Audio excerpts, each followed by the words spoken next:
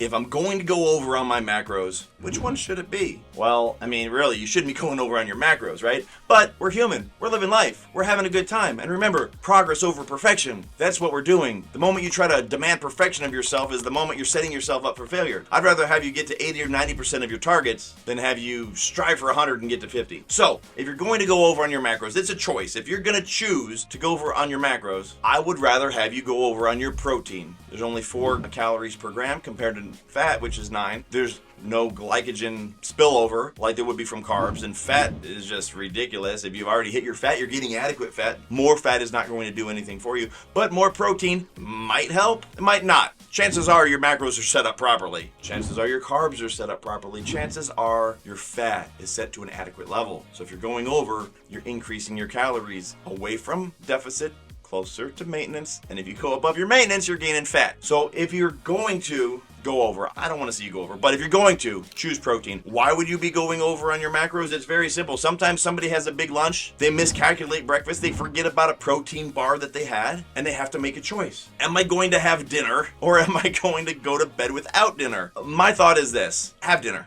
but have a protein heavy dinner, depending on where your other macros are. If you're capped out at fat and carbs at lunch and you have like 20 grams of protein left, like have protein with a little fat and a little carbs. Just make it one of those. But learn from it. If you keep on doing this, what I'm going to say is no, you go to bed hungry. Accept the consequences of your actions and earn that stuff. Earn your failure. Make it count. Don't just say, oh, well, I screwed up on my lunch, I guess I still get to eat dinner. If you keep on doing this, you're not going to learn anything. You know what? Go to bed hungry one time and see the next day if you don't make changes to your macros. If you don't make changes to your meal plan or to your log, if you don't make changes to what you order for lunch, go to bed hungry and commit to owning your actions regardless of what those consequences are. If you can commit to that, you will go to bed hungry. And I guarantee the next day or a couple days of doing that, you're going to say, I'm either done accepting responsibility for my actions or I'm done going over on my macros at lunch. Those are your 2 options. But until you start taking a responsibility for your actions, I mean, what are you doing in this world? You're just floating around not taking responsibility for your actions? I know I did that for a long ass time and it was a painful existence. The moment I started taking responsibility for my actions, accepting consequences for my behaviors, even using language that gave me ownership of my life, using I, explaining things in the first person as opposed to the third person, is me taking ownership. See, now I could have said that sentence like this: if you want to take ownership of your life, start using the first person. I didn't. I said me taking ownership of my life means that I started talking in the first person. I own that entire phrase naturally because I've been practicing it. I own my shit. Do you? I want you to. That's how you're going to get better at this. That's how you're going to get better at everything. That is how you are going to succeed in life and reach your goals and lose the fat that you want to lose faster than you ever thought possible. But until you do that, until you take responsibility and accept the consequences of your actions, you're just passing it off.